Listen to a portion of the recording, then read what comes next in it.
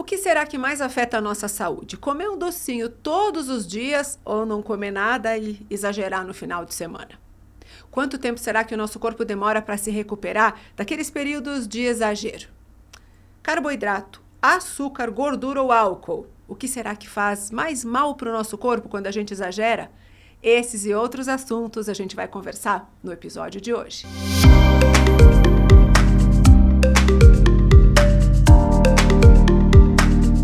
Olá, bem-vindos! Estamos iniciando a segunda temporada do Biolabcast. Eu sou Dayana Garbim, sou jornalista, apresentadora e com muita alegria eu vou ser a mediadora dessa segunda temporada do nosso podcast.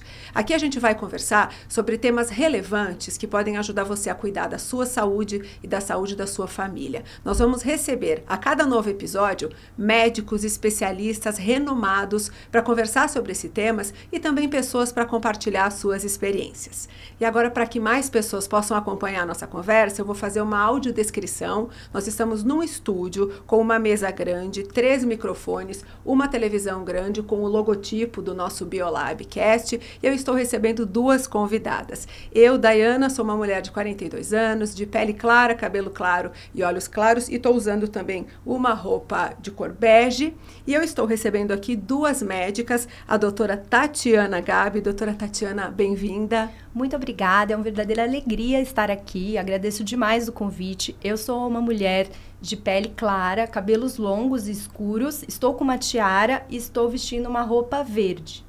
A doutora Tatiana, que é médica dermatologista pela Sociedade Brasileira de Dermatologia, é chefe do Ambulatório de Doenças das Unhas do Hospital das Clínicas de São Paulo e também é pós-graduada em Nutrologia pela Abram e também professora da Abram. E nós estamos recebendo também a doutora Carolina Calil. Doutora Carolina, bem-vinda.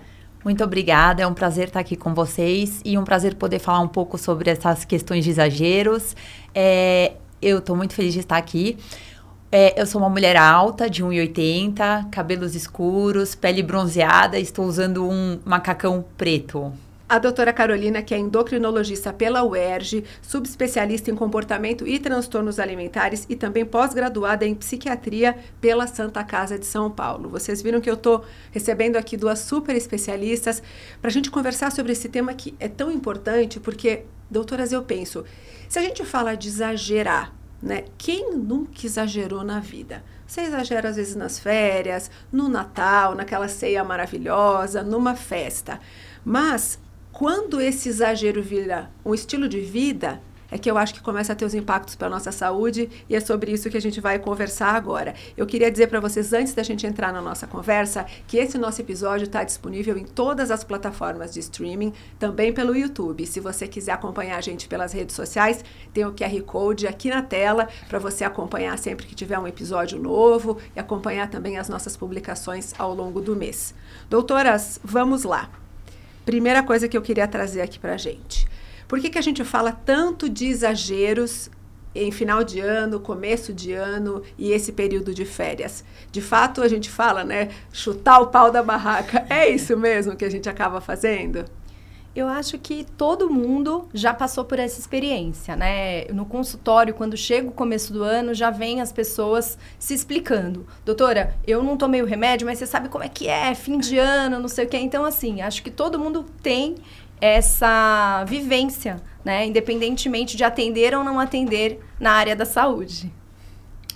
Eu acho que a gente acaba tendo essa questão de exagerar, né, para fim de ano, para as festas, que são momentos de mais exposição de corpo, mais exposição de imagem. Então, acho que as pessoas tendem a se preparar muito para isso. E como são momentos também de muita confraternização, que envolve comida, envolve bebida, acaba que a gente sente que, agora eu posso. Como se fosse assim, hoje eu posso, então tá bom. É só um pouquinho, são só alguns dias, depois eu recupero. Mas sim, temos consequências disso, né? Sim, a verdade é que no fim do ano tem muita comemoração, né? Então, é uma festa atrás da outra, dependendo se a pessoa trabalha em vários lugares, ela vai ter festa de várias firmas. Então, é uma situação em que a pessoa tem muita exposição e, pelo menos na nossa cultura, as pessoas confraternizam em volta de uma mesa, né? Então, tem muito essa questão da exposição a uma alimentação exagerada nessa época. Vocês acham, então, que os exageros, na verdade, às vezes começam no tal do projeto verão? Então, um pouco antes, a pessoa já começa a quase não comer nada, exagerar na atividade física, porque no final do ano eu vou exagerar. Então, na verdade, o tal do Projeto Verão já começa sendo um exagero de você se privar e exagerar até na atividade física, muitas vezes. Sim, sim. O que acontece é que as pessoas, como a gente vive num país tropical, né, um país de praias e que tem muita exposição ao sol, as pessoas começam esse projeto para poderem se preparar para as viagens, para o fim de ano, para as festas. O que a gente vê, por exemplo, é que o Brasil é um país, o segundo país com mais inscritos em academia, com mais frequentadores de academia, mas a gente tem um aumento de 30% a 40% nas taxas de inscrição em academia nessa época do ano. Então, as pessoas se preparam, exatamente. E aí, o que acontece? Acaba que a gente tem mais exposição a alimentos e bebidas e quase como se a gente tivesse tido uma margem para poder fazer esses exageros. É isso que as pessoas pensam nessas épocas, né? E tudo bem? Não, obviamente tem consequências. Exato. Mas assim, eu acho que tem 2 exageros aí, né? Tem o exagero da preparação, e isso deixa a pessoa muito privada, e aí ela vai ter mais chance depois de cair nessas tentações. E tem exatamente o exagero das pessoas em relação às indulgências. Então, eu acho que a gente está diante de 2 exageros. Na verdade, a gente sabe, né, de várias coisas, vários temas, que o meio termo é onde está a melhor escolha, né? Então, esses exageros para lá e para cá acabam deixando a gente fora do nosso prumo. Vamos começar falando, então, sobre, você citou a autoindulgência, né? Só um docinho, né? É bom eu sempre fico pensando assim, será que a gente devia cortar o açúcar de uma vez por todas? Ou será que tudo bem para a nossa saúde física e mental, um docinho de vez em quando? Como que vocês entendem isso? Bem, eu acho que tem uma questão de você imaginar que isso é uma maratona e não uma corrida de 100 metros rasos. Então, você tem que chegar, isso tem que ser um hábito. A alimentação saudável é o hábito. E dentro de um projeto de alimentação saudável, né, que é o que a gente fala de mudança de estilo de vida e tudo mais, que tem um impacto grande na saúde, se você se privar de tudo, absolutamente tudo, e esquecer que tem uma saúde mental envolvida, você vai acabar caindo num exagero, né, se você ficar em muita privação. Então, existe uma forma correta de fazer isso, sem você se privar tanto, mas que isso seja exceção e não a regra. O que você acha, doutora Carol? A gente tem dois pontos de vista aqui, né? O ponto de vista comportamental, que é isso que a doutora Tatiana falou, que é super importante a gente ter essa questão de equilíbrio, porque quanto mais você se priva de uma coisa que você gosta, de uma coisa que te faz bem, a hora que você se expuser àquela coisa, àquela situação, vai ter exagero. Vai ter exagero. É muito difícil você conseguir ter um controle muito grande, né? Um autocontrole. Não é tão simples assim, né? E do ponto de vista fisiológico, se a gente for pensar, atrapalha comer um docinho todo dia? Não. O que a gente tem que pensar é assim, eu tenho uma liberação X de insulina quando eu como um docinho? Tenho. Mas se eu for modulando com a própria alimentação, essa liberação, ela não for fazendo muitos picos, que não vá trazendo uma grande sobrecarga para os órgãos do corpo, tá tudo bem, né? Então, acho que é isso. É sobre um equilíbrio hormonal e mental, né? Ai, eu adoro esse ponto que vocês trazem, porque se puder compartilhar um pouquinho da minha vivência pessoal com isso, durante muitos anos eu sofri, né, uma relação completamente doentia com a alimentação, exatamente porque eu fazia isso que vocês estão dizendo que é super prejudicial. Eu não me permitia comer quase nada. E aí chegava uma hora que eu não aguentava, e eu comia muito mais do que precisava.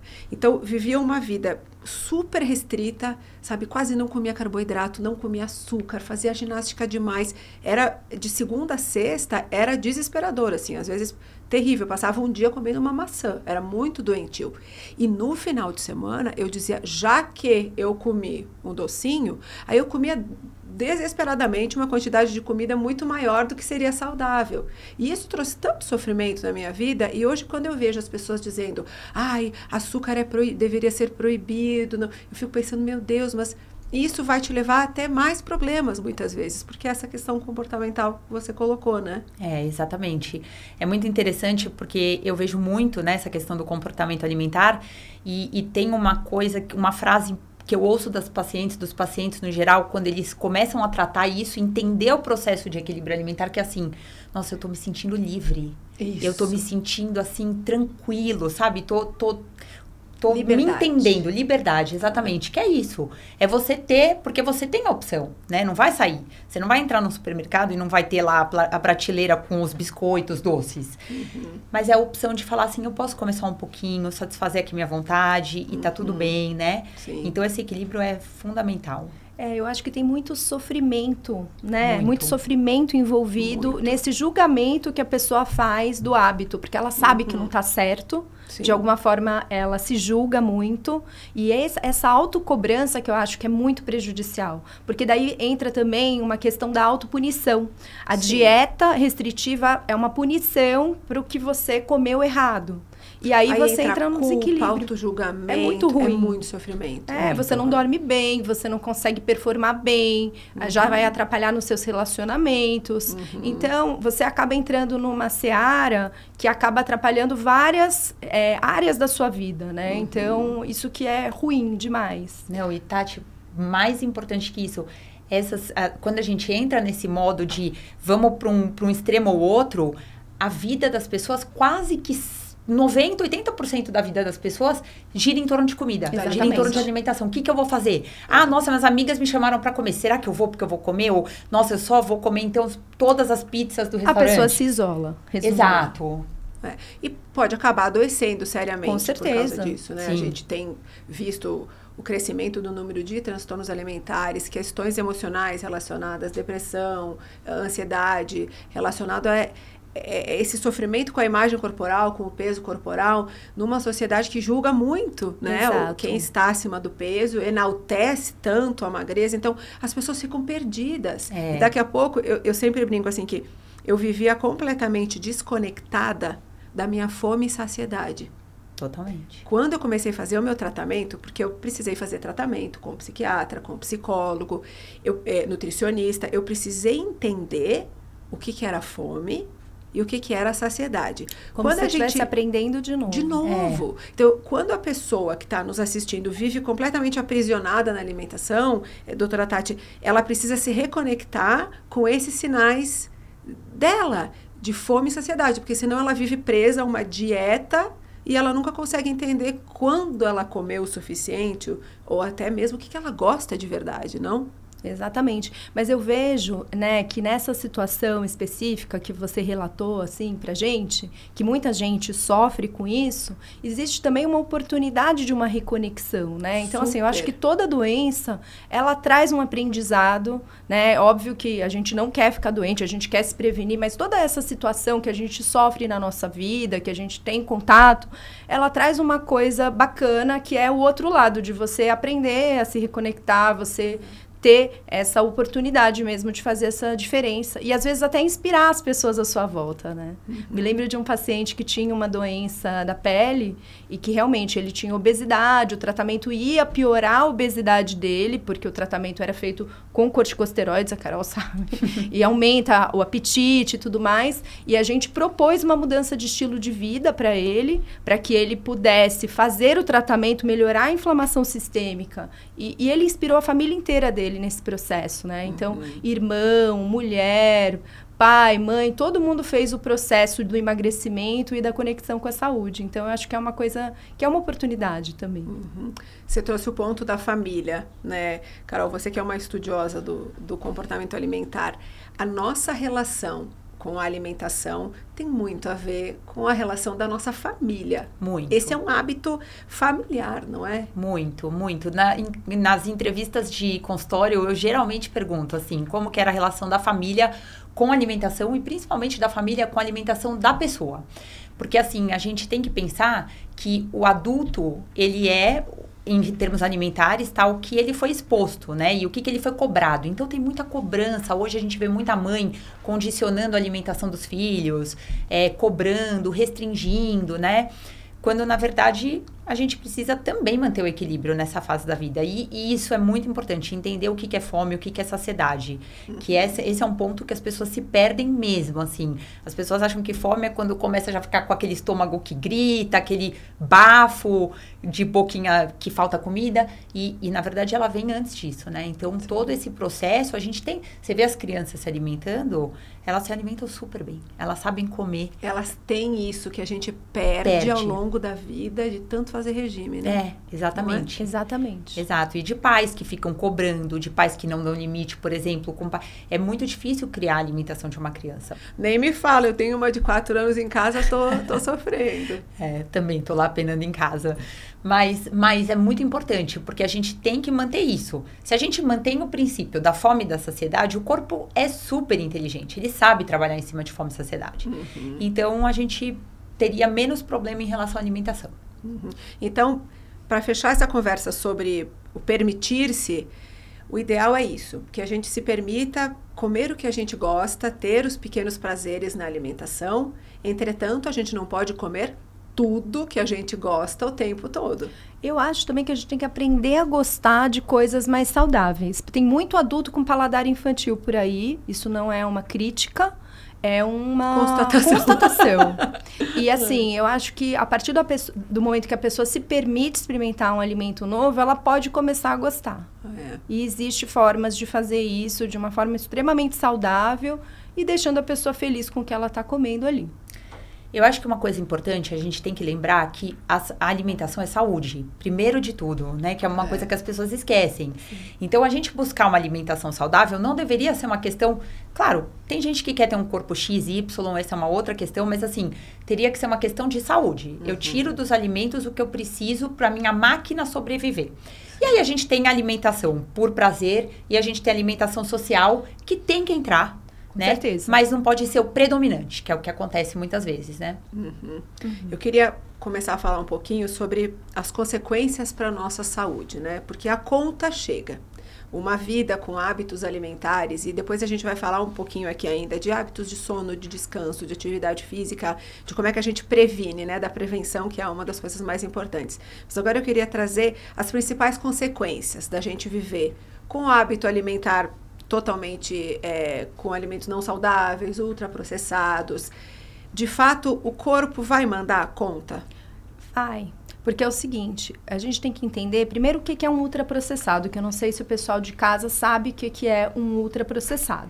Existem os alimentos in natura, que são esses que a gente obtém da natureza, do jeito que eles estão, e existem as coisas que a gente faz com esses alimentos, que são os processados. Então, por exemplo, se eu faço um purê de batatas, isso é um alimento processado.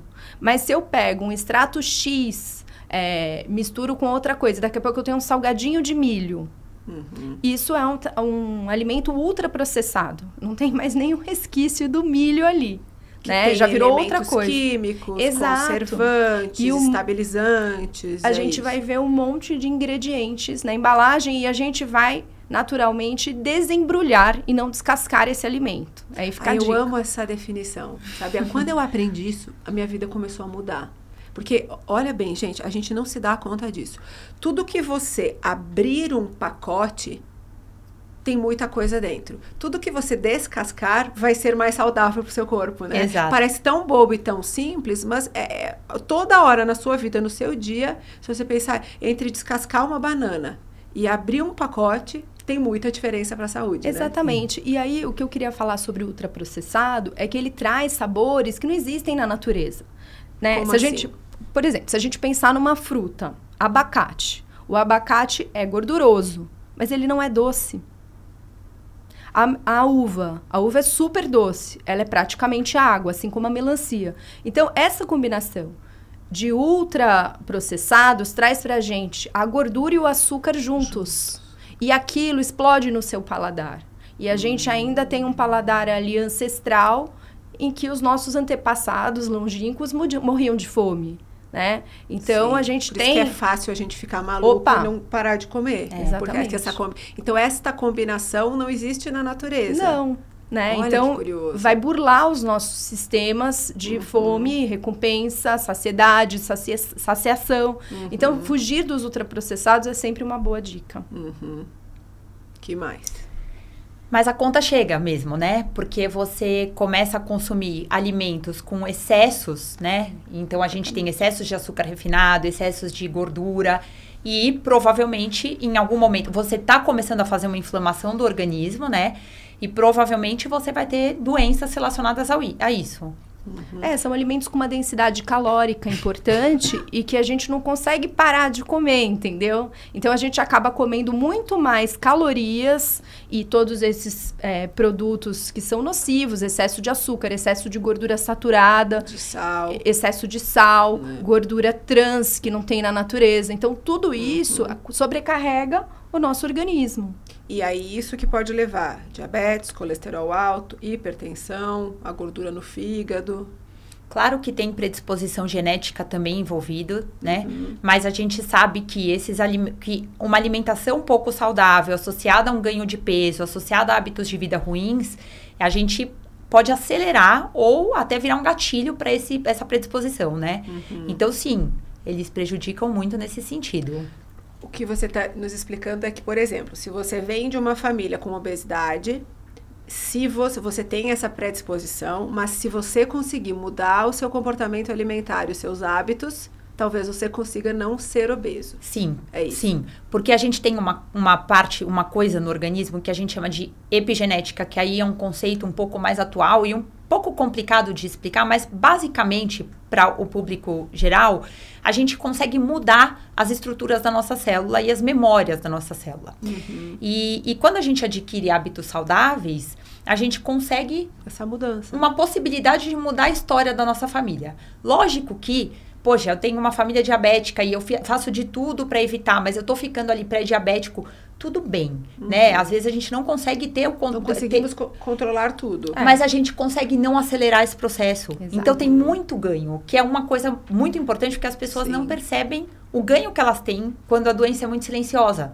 Então o ganho é assim, eu não consegui não evitar o pré-diabetes, mas eu consigo evitar as complicações, consigo evitar que ele acelere para um diabetes. Sim. Então, tem muito ganho. Exato. É como se a gente ganhasse da nossa família um conjunto de... os genes são como se fossem informações. Então, a gente ganha essas informações da nossa família. E aí, a gente vai ligar ou desligar essas informações com o nosso estilo de vida. Olha que interessante. É como se fosse assim, a genética carrega a arma e o estilo de vida puxa o gatilho. Sim. Para o pessoal entender. Com o estilo de vida, eu consigo manter certas doenças controladas, a minha qualidade de vida melhor. E isso serve para diabetes, colesterol, hipertensão, tudo. Serve para todas as... Tudo não, né? Nem tudo Exato, serve mas... para as doenças crônicas não transmissíveis, que são aquelas que predispõem para a doença cardiovascular, que Perfeito. É o que mais mata, entendeu? Se a gente for ver o que mais mata... pessoas, nesse momento que a gente vive, são as doenças cardiovasculares. Por exemplo, uma pessoa que tem diabetes, se ela conseguir controlar a alimentação dela direitinho e fazer atividade física, pode ser que ela não precise injetar insulina todos os dias. Pode. Mais ou menos isso. Se for um diabetes de resistência insulínica, pode sim. É que a gente tem vários tipos de diabetes. Mas se a gente pensar num diabetes que a insulina tem dificuldade, a gente até produz, mas a gente tem dificuldade de usar ela mudando o estilo de vida, pode conseguir se livrar de medicamento. Eu quero trazer um dado aqui para a nossa audiência. Mais de 10% da população brasileira vive com diabetes hoje em dia, o que é um número elevado, né? E 90% dessas pessoas foi diagnosticada com a diabetes tipo 2. O que isso significa? O que é a diabetes do tipo 2? Tá. Tem a 1 e a 2, né? Tem vários tipos, na verdade. Tem vários tipos? Tem muitos tipos, muitos. Mas os principais que a gente tem que saber, o tipo 1, que é o diabetes que a gente tem geralmente em pessoas de faixa etária mais jovem, assim, que é o próprio corpo destruindo o pâncreas, né? É uma doença autoimune que a gente chama, então o corpo destrói o pâncreas e a gente para de produzir a insulina, tá? E a gente tem o diabetes tipo 2, que é o mais prevalente, então desses 10%, quase que 90% é diabético tipo 2, que é uma resistência à entrada da insulina da célula. Então, a hora que a insulina vai dar o açúcar para aquela célula se alimentar, ela não consegue entrar. Então, é uma resistência. E essas pessoas precisam controlar com medicamentos. O diabetes tipo 1, a gente usa insulina mesmo, porque eles não produzem nada. Então, a gente imita a insulina que a gente produz. Exato. Agora, o diabetes tipo 2, a gente consegue tentar controlar com alimentação, atividade física, estilo de vida, mas algumas vezes vai acabar precisando de medicação.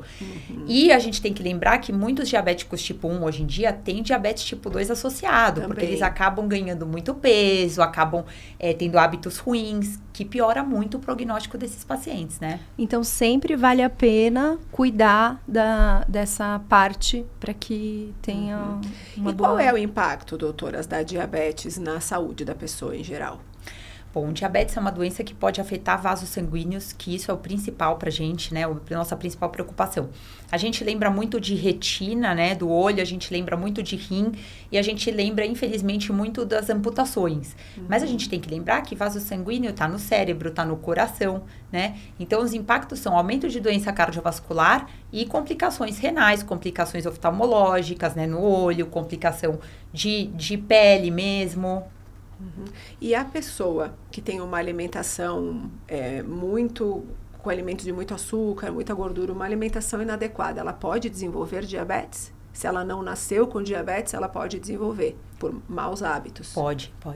O tipo 2. A do tipo Ela 2. pode criar uma resistência à insulina. Inclusive, quando a pessoa entra numa obesidade, a obesidade, ela tem essa tendência a ser resistente à insulina, né? A pessoa, conforme ela vai engordando, existe um maior risco dela se tornar também resistente à insulina nesse processo. Então, quando a gente fala que a conta chega, esse é um exemplo claríssimo, que às vezes você nasceu sem a diabetes, e aí os hábitos, do jeito que você foi se alimentando, o exercício físico, tudo isso vai... Então, quando a gente fala, a conta chega, parece, ai, que chatas, vai demorar muito.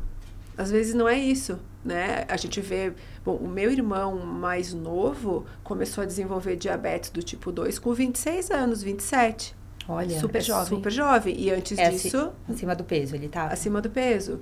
Então, você veja, é legal a gente trazer exemplos, porque daí a pessoa pensa, não, comigo não vai acontecer. Mas, de fato, a consequência para a nossa saúde, ela é muito real, né? Muito. E eu quero falar agora de hipertensão, que também é uma coisa que a gente tem que tomar muito cuidado. Quais são os principais comportamentos, né? Que a gente está aqui falando de excesso, de alimentação. Quais são os comportamentos que podem levar à hipertensão? Então, a gente também tem uma questão pode ter uma questão de predisposição genética e hábitos de vida. No final, a gente tem que pensar que todas essas doenças crônicas não transmissíveis, como diabetes, hipertensão, esteatose, que nem a doutora Tati falou, esteatose hepática, que é a gordurinha no fígado, todas elas têm essa questão da predisposição, mas todas elas a gente acelera ou desencadeia com maus hábitos. E, de novo, a questão da epigenética. Maus hábitos, a gente transforma os nossos genes. Então, às vezes, você vai ser o caso que a gente chama de índex, o primeiro caso da família, né? E aí, o que acontece? O problema dessas doenças, a hipertensão também, que é a doença mais prevalente hoje do Brasil, né? É a mais prevalente. O que acontece com a hipertensão? Ela é silenciosa. Sim. Daqui a pouco a pessoa tá com a pressão lá em cima e nem sabe. Exato. Não sabe identificar. Exato. Não tem sintoma. Não vai sentindo, eu tenho uma dor de cabeça, uma dor na nuca, mas isso é tão... Já tá num estágio tão avançado, né? Então, é muito importante você fazer o screening, né? Ir pesquisando essa pessoa. E a hipertensão, ela pode levar a derrame, a ataque do coração, não, é outra coisa, né? O que a hipertensão pode levar uma pessoa a sofrer? Pode. Na verdade, todas essas doenças crônicas não transmissíveis, que a gente chama em conjunto de síndrome metabólica, elas são doenças que predispõem à doença cardiovascular. A pressão alta é a pressão forte que o sangue faz contra as paredes dos vasos, entendeu? Então, isso faz com que hajam lesões vasculares com o passar do tempo. E isso pode prejudicar no sentido de formar placas de ateroma, de facilitar que essas placas se rompam. Então, claro, tanto isso o AVC... coágulos? Isso, trombose, tanto o AVC quanto o infarto, na verdade, são essas situações em que essas placas elas se desprendem e vão parar ali na circulação terminal desses órgãos, causando uma falta súbita de suprimento sanguíneo. Vai parar de chegar o sangue, porque essas coisas se soltaram. E essas doenças que predispõem isso. Só para relacionar uma coisa que é importante, eu acho interessante falando dos maus hábitos alimentares, quando essa esse turbilhonamento aí do sangue numa pressão alta passa na parede do vaso, machuca a parede. E aí o que a gente tem de gordura vai lá e se instala nesse machucado. E aí que começa é a aí que o inflamar. colesterol entra. Às vezes os desenhos das artérias com aquela placa de Exato. gordura, é isso mesmo que acontece. Sim, ela mas gruda ali. E é nessa hora, porque a gente não falou ainda do aumento do colesterol. É o próximo tópico. Mas é justamente É o que isso. a Carol falou. Já vamos puxar. lá. Exatamente. E o colesterol faz isso, então. Vai colocando Isso. gordura nas nossas artérias.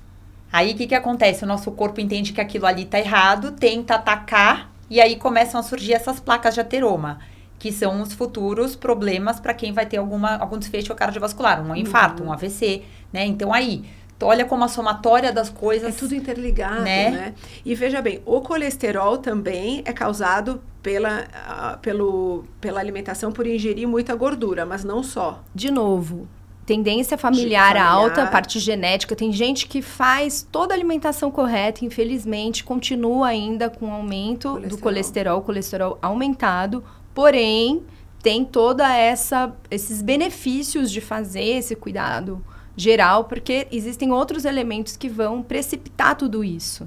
Então, o colesterol isoladamente, ele não consegue fazer um grande estrago, mas ele não vem sozinho. Sim. Então... É claro que com a alimentação a gente consegue controlar alguma coisa, mas tem a questão da associação com as outras doenças. Então, a verdade é que a gente tem que estar muito atento à saúde da nossa família, né? Saber o que veio nos nossos genes aí. Então, os hábitos as também. doenças que meus pais tiveram, meus avós tiveram, e com essas informações cuidar ainda mais do nosso hábito alimentar e de atividade física. Isso, e os hábitos da família, como a gente falou no começo, né? Não só a parte genética da família, mas também alguns hábitos. Porque tem muita gente que acha que tal coisa é genética e, na verdade, tem um hábito ali familiar que não foi desfeito, vamos dizer assim, né? Sim. É interessante. É complexo, né? O ser humano é complexo, né? Super. Eu tenho uma dúvida nesse negócio do colesterol. A gente fala que existe o colesterol bom e o colesterol ruim. Quero entender isso. Tá. A gente tem o LDL, que é o colesterol ruim. A gente tem também vários colesteróis, mas vamos pro básico. O LDL, que é o colesterol ruim, e o HDL, que é o colesterol bonzinho, que varre o excesso desse LDL, tira, né? As fontes de colesterol, as fontes de gordura, elas também são boas ou ruins, né? Então, a gente tem a gordura saturada e insaturada. Mas vamos lembrar de novo, equilíbrio, gente, porque também o que é ruim é bom, é importante. Do colesterol, da gordura, a gente acaba formando várias outras coisas. A gente forma hormônio, a gente forma membrana de célula, a gente forma nossas células, alguma parte das nossas células cerebrais. Então, é uma questão sempre de equilíbrio, mas é isso. O HDL é um colesterol bom, o LDL é ruim. E o que a gente precisa evitar na alimentação para não aumentar o colesterol ruim? A gente precisa evitar, principalmente, fontes...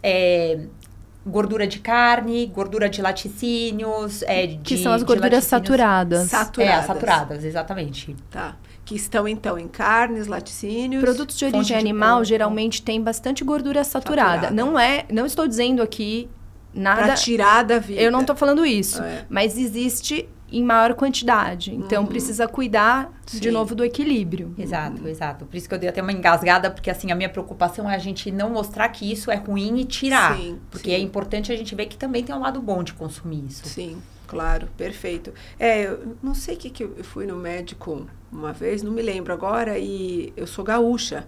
Então, na minha casa, eu moro aqui em São Paulo desde 2008. Até 2008, eu comia carne vermelha todos os dias. Porque lá no sul, a gente comia carne vermelha todo dia. E aí o médico me falou, não, você precisa diminuir essa... Não sei se era ferro, ferritina, não vou me lembrar agora o que estava alto. A ferritina, com certeza. E aí eu passei a diminuir a minha ingestão de carne vermelha, porque eu nunca imaginei. E eu passei a me sentir tão melhor. Então, assim, eu amo, eu não consigo tirar, eu não pretendo tirar. Uma picanha, assim, a gente gosta, né? Claro. E eu gosto da gordurinha torradinha. Olha, eu vou me mandar embora desse foi. Essa mulher não vai mais apresentar nenhum episódio. Mas você não tá saudável? Comendo de vez em quando? De vez em quando. Sim. E o intestino funciona melhor, a disposição, me sinto menos cansada. E engraçado, porque era cultural. Sim. A gente nunca imaginou nunca houve uma conversa, que todos os dias geraria esse excesso que a gente está falando. No Brasil, existe um consumo excessivo de produtos de origem animal, de carne vermelha, né? A Organização Mundial da Saúde fala em 3 porções por semana. Por semana, é isso mesmo. É a OMS que está falando, não sou eu. Sim. Então, a gente não tem esse hábito aqui.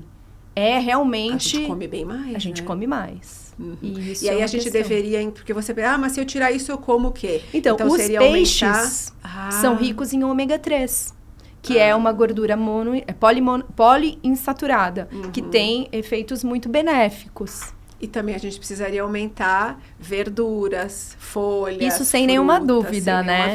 A base da alimentação mais bem descrita, que é a dieta mediterrânea, que é a recomendada para todas essas doenças crônicas não transmissíveis, é uma dieta plant-based, ou seja, ela é baseada em plantas. Ali na base dessa pirâmide estão os produtos de origem vegetal, e a gente não consome no Brasil o tanto que a gente deveria. Precisa. A gente vai voltar nesse assunto, eu só não quero esquecer de falar de uma coisa. A tal da gordura no fígado. A gente se assusta quando o médico fala, você tá com gordura no fígado. O que é a tal da... Eu sei falar isso, gente? Esteatose hepática. Esteatose hepática não alcoólica, né? A gente tem um excesso de gordura que acaba o tecido subcutâneo, que é onde fica a gordurinha que a gente vê, a gente acaba não dando conta de estocar essa gordura, e aí essa gordura começa a se espalhar para os órgãos, né? A gente fala muito do fígado, mas muitos órgãos acabam sendo invadidos. Pâncreas. O próprio pâncreas, exatamente. E uma estocagem de gordura no fígado mesmo, e que acaba aumentando a resistência insulínica, acaba aumentando a chance de fibrosar esse fígado, então ir para uma cirrose hepática, uma parada de funcionamento, acaba aumentando também a chance de câncer no fígado. Então, é uma coisa de atenção. Quando a gordura começou a se instalar nos órgãos, é porque, de fato, a gente está com mais gordura no corpo do que é saudável. Exatamente. É um alerta. Essa gordura que se deposita nos órgãos, nas vísceras, que a gente chama de gordura visceral, é essa que está mais implicada nas doenças.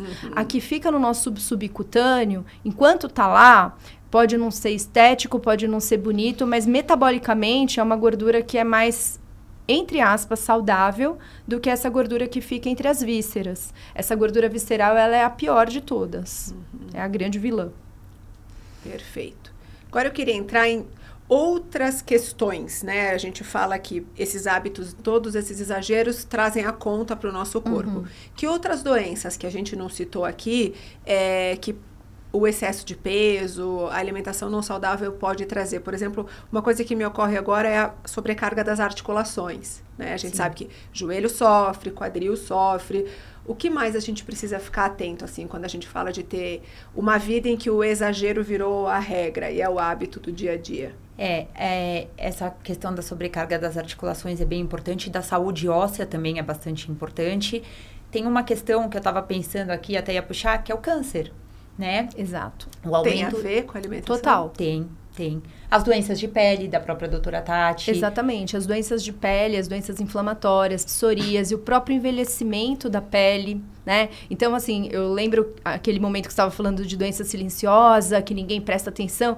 Quando a gente começa a ter alteração na pele, aí a atenção se volta totalmente. Né? O envelhecimento da pele, ele é prejudicado por todas essas questões, porque o que está acontecendo dentro do órgão, que ninguém vê, que de repente a função tá ok, quando aparece na pele, aí a pessoa começa a se preocupar, né? Tem a questão da flacidez, tem a questão da formação das rugas, a doença que tem no coração, ela se correlaciona com o envelhecimento da pele. Tem um artigo muito interessante que mostra que pessoas que aparentam um envelhecimento mais importante, sem nenhum procedimento, tá, gente? Que senão não vale. Aí já é outra questão. Mas, enfim, pessoas que aparentam ser mais novas, também têm uma saudabilidade maior, porque todo esse processo que envelhece a pele, ele também é um processo que a gente chama de inflammaging, ou inflamação crônica de baixo grau, que está alimentando essas doenças crônicas não transmissíveis. Então, uma pessoa aparentemente mais jovem, de pele, ela também tem esses processos mais calmos. Então, esse é um grande motivo para você engajar na mudança do estilo de vida. E a gente fala tanto, né, de faça atividade física para a saúde. De fato, a atividade física faz muita diferença na nossa qualidade de vida? Muita, muita. Tanto física quanto mental, né? A gente tem produção aí de hormônios, de neurotransmissores que acabam ajudando muito nas questões mentais, nas questões físicas. É muito importante. E qual é a indicação?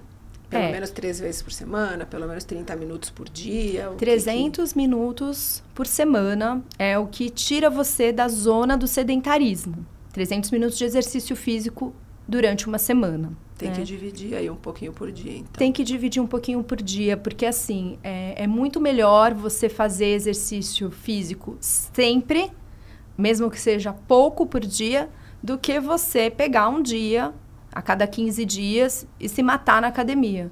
Você só vai ter o lado B do exercício, que também tem uma sobrecarga ali do seu sistema locomotor. Você pode machucar, né? Você está em risco de machucar articulação, músculo, vai sentir uma dor do caramba no dia seguinte, não vai querer voltar para academia.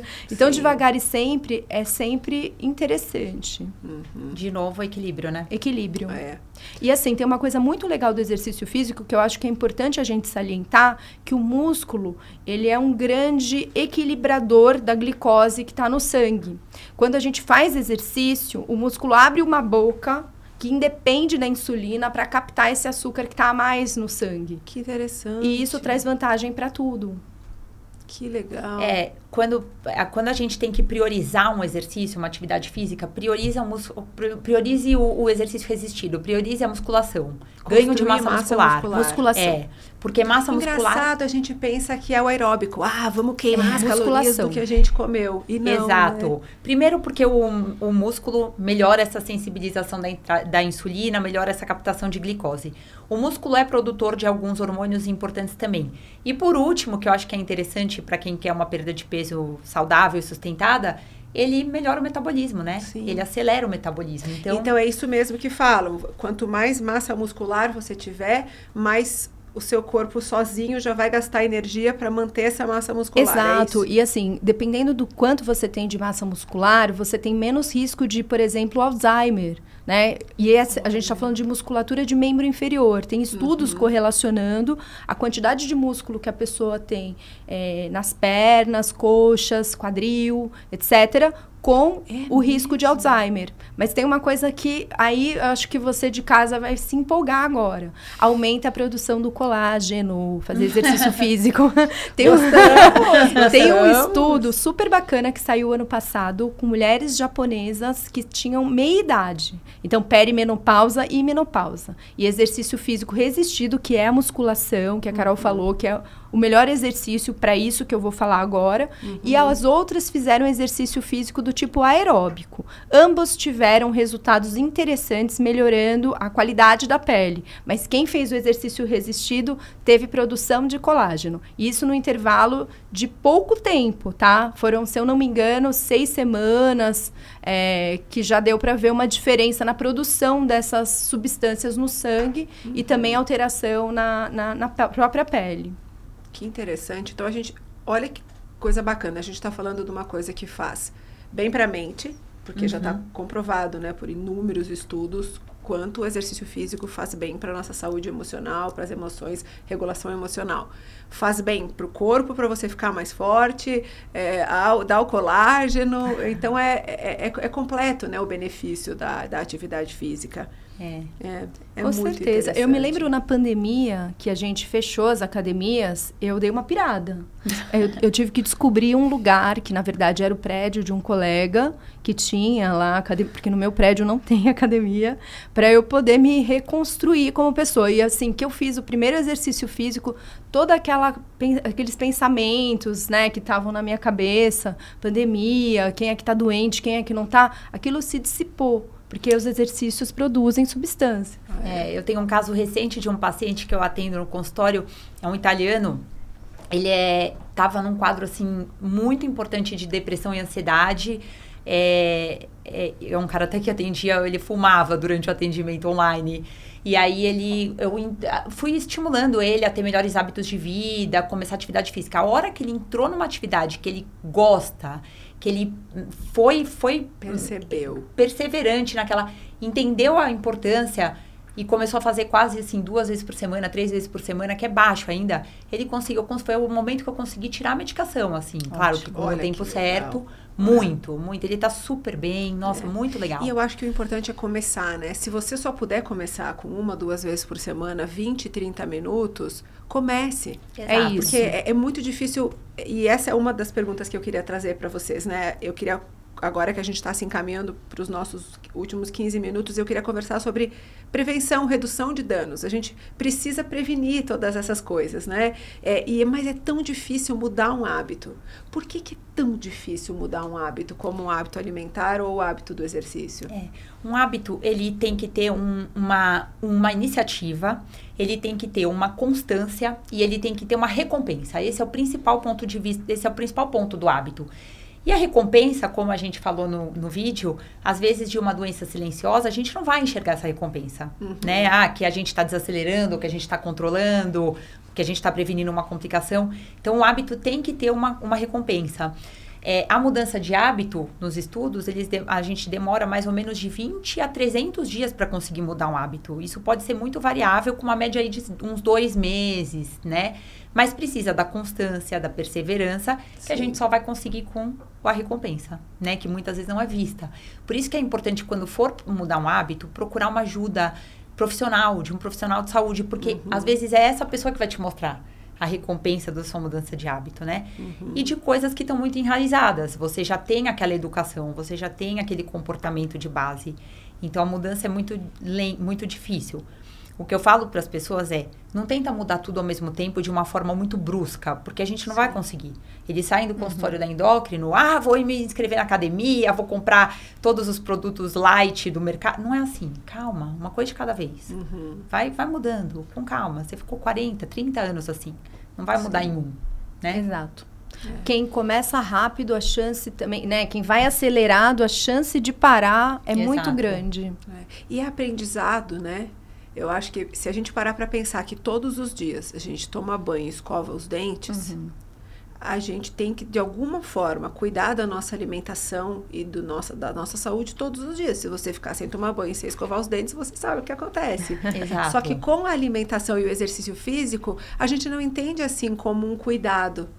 Né? É interessante isso. Então, se devagarinho a gente começar a pensar, não, um pouquinho por vez, é uma construção, é um reaprender. Eu falo que a minha relação com o meu corpo e com a minha alimentação, eu tive que tentar zerar e reaprender. E foi como vocês estão dizendo, muito devagarinho. Olha, eu fiz 43 anos. Eu estou há 8 anos nesse processo.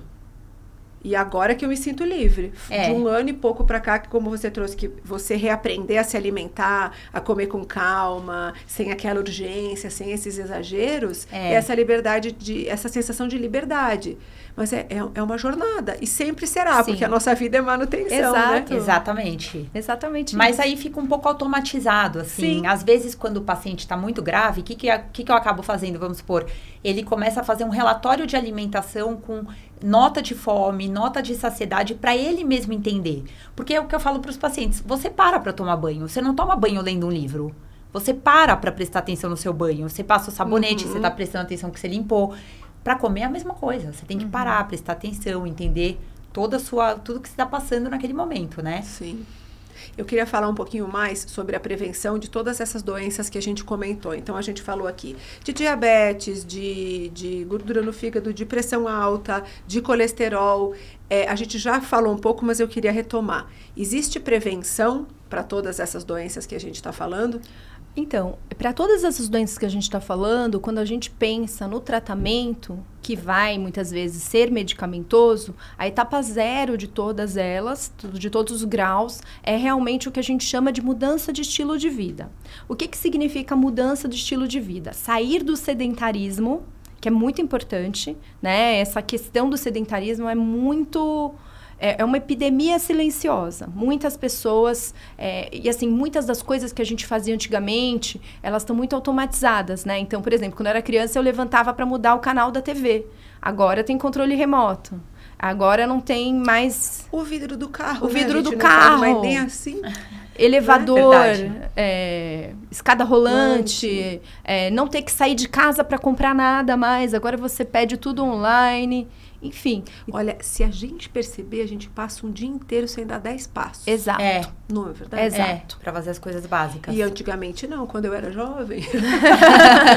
A gente andava muito mais para fazer as coisas básicas do dia a dia, né? Sim, então essa questão do sedentarismo é um ponto super importante. E então, o corpo não foi feito para ficar parado, que eu já aprendi. Não foi. E assim, às vezes a pessoa pensa, está pago, fui na academia. Mas não, você tem que se manter ativo entre as idas à academia. Você tem que manter a atividade, né? Então, assim, por exemplo, uma coisa que eu sempre falo para os pacientes, eu pergunto, que andar que você mora? Eu moro no 5º andar. Sempre que eu posso, eu vou de escada. Porque não vai me matar, ao contrário, vai ser bom nesse sentido. A questão da alimentação, ter uma dieta equilibrada, né? Uma alimentação equilibrada. Dieta, a gente fala, o pessoal já fala, putz, privação. Mas é um outro nome que a gente dá para o que a gente come. Então, alimentação equilibrada, alimentação saudável na maior parte das vezes. Colocar as frutas, os legumes, as verduras como um hábito. E o sono. O sono. A gente não pode esquecer que no mundo que a gente vive hoje, a gente tem luz artificial o tempo inteiro e o nosso corpo está bagunçado, não sabe se é noite, se é dia. A gente regula através da alimentação e de uma rotina de sono que se mantém basicamente nos mesmos horários para dormir e para acordar. Isso equilibra o nosso cérebro, faz com que os nossos hormônios sejam produzidos nos horários adequados e tudo mais. Então, seria essa a mudança de estilo de vida. Exercício físico, alimentação e sono de qualidade. O descanso é muito importante, né? Muito. A gente vive numa realidade que a gente prioriza tanto a produtividade, o trabalhar cada vez mais. Nossa, como trabalha a pessoa que responde e-mail meia-noite. E, na verdade, não está certo para a nossa saúde física e mental, né? Porque descansar significa cuidar da nossa saúde, Exato. Né? E descansar não é dormir. Descansar são as pausas, que são muito necessárias para a nossa saúde mental. A gente não se equilibra. Fora o sono, que ainda se diz 8 horas de sono? Sim. O ideal? 8 horas é o ideal. É de 7 a 9 horas. O excesso também 9. é ruim. Não acontece há 4 anos. Mas assim, o excesso também é prejudicial. É tá? mesmo? Tá associado com várias doenças.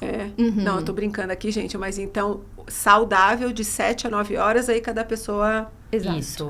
Mas, gente, cada vez menos pessoas dormem de 7 a 9 horas, né? E às vezes um sono de 7 horas com uma péssima qualidade, que também é muito importante. Sim, você dorme 7 horas, mas tem que ver como que você dorme essas 7 horas. Exatamente. Né? E tratamento, então, a gente já abordou um pouco, como você disse, né, doutora Tati, às vezes o tratamento vai ser medicamentoso, então a pessoa que está acompanhando a gente, que se percebeu em alguma situação que a gente está falando, sempre procurar um médico de confiança para saber o tratamento adequado. Exatamente, mas eu acho que quando a pessoa começa a perceber que ela tá ali, né, putz, não tô comendo direito, sou jovem ainda, vamos supor, uma pessoa tá assistindo, tem 22 anos, né, sou jovem, tô com a saúde em dia e tudo mais, mas não tô indo na academia, não tô fazendo exercício físico, tô dormindo tudo errado, tô comendo só comida que eu peço pelo aplicativo. O que ela pode fazer? Ela pode começar a fazer essas alterações. E se tiver algum sintoma, tem que ir no médico, gente. Não é na rede social que você vai descobrir o que você precisa fazer quando você tem sintomas. E nem se automedicar, né? Que é péssimo, né? Sim. Então, essas mudanças todas que a gente está explicando aqui, de alimentação, de sono, de exercício físico, não é para esperar estar doente, não precisa esperar. É a prevenção. Exatamente. E a qualidade de vida. E a qualidade de pele, gente. Se você não está preocupado, se você quiser ficar bonito... Se não vai pela saúde... Se não for pela saúde, pelo cabelo, pela pele, pela unha. Doutoras, eu amei a nossa conversa, mas agora a gente está se encaminhando para o final, então eu quero fazer um ping-pong de perguntas, porque as pessoas que nos acompanham pelas redes sociais e aqui também que assistem aos nossos episódios mandam dúvidas. E a gente chamou nas redes sociais, falando o nosso assunto, e vieram algumas perguntas. Então vai ser um bate-bola, resposta curtinha. Eu vou fazer uma para cada uma, tá? Tá. Primeiro, doutora Tati, o que mais afeta a saúde? beber um pouco de álcool todos os dias ou passar dos limites no final de semana? Gente, os dois são ruins. Eu diria que é o equilíbrio, né? O equilíbrio é melhor. Então, é melhor, você beber todos os dias bem pouquinho do que você passar mal sempre no fim de semana. Perfeito.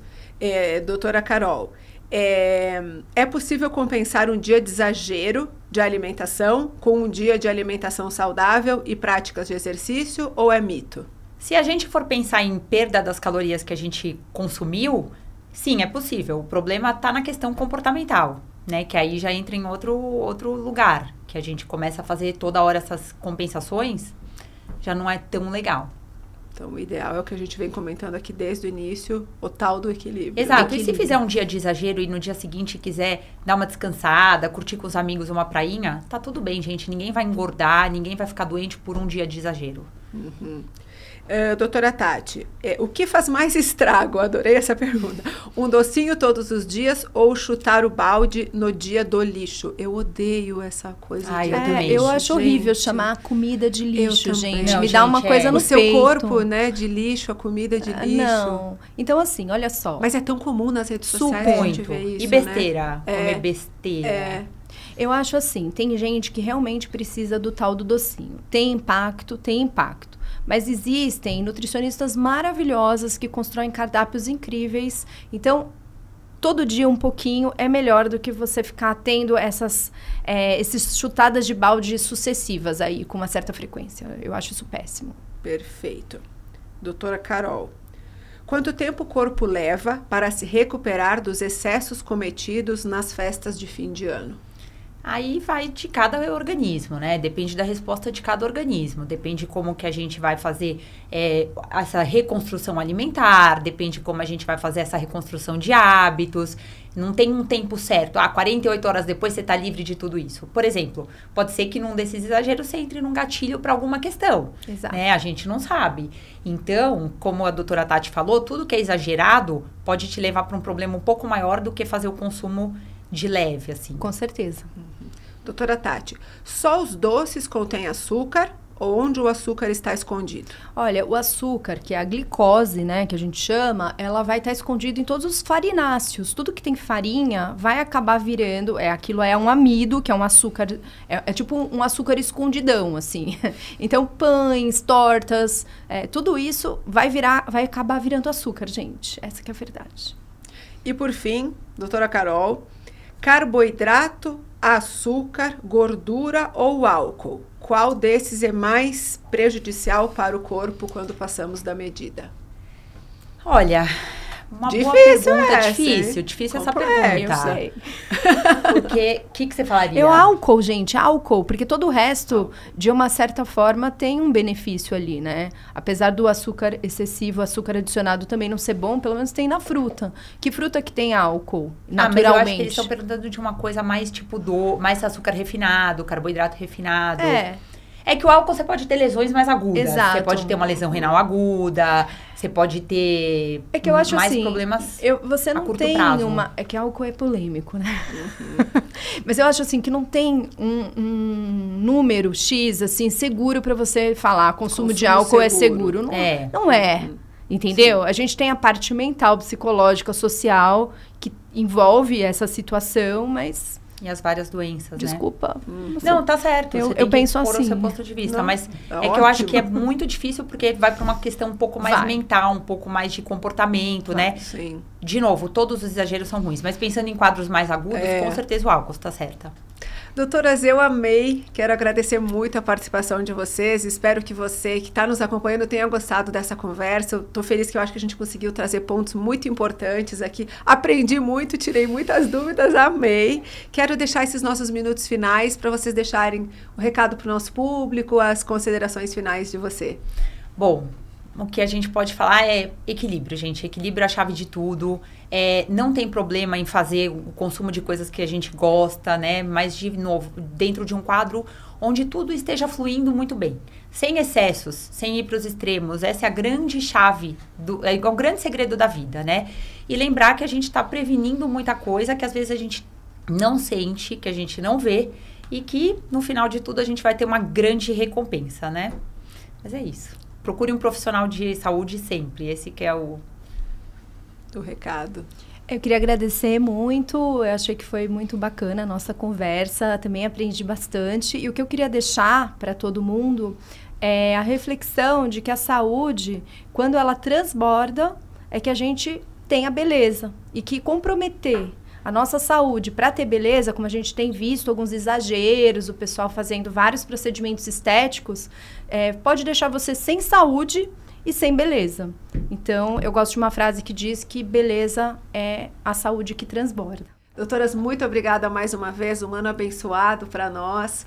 Quero agradecer a vocês que acompanharam, espero que vocês tenham gostado desse primeiro episódio da segunda temporada. Não esquece de ativar o sininho e se inscrever no canal, porque aí você recebe um aviso cada vez que tem um episódio novo. E também acompanhe a gente nas redes sociais. Ao longo de todo o mês a gente posta trechinhos aqui das nossas conversas e também você fica sabendo sempre que sai um episódio novo. Doutora, deixa as redes sociais de vocês para o pessoal acompanhar. O meu é @DRA de doutora Tatiana Gabi, Gabbi. Obrigada. E o meu é @DRA_Carolina.Khalil, Khalil. Obrigada a todos. E o meu é @GarbinDaiana, me sigam também.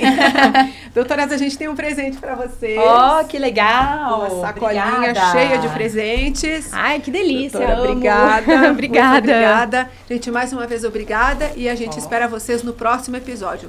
Um beijo, até lá.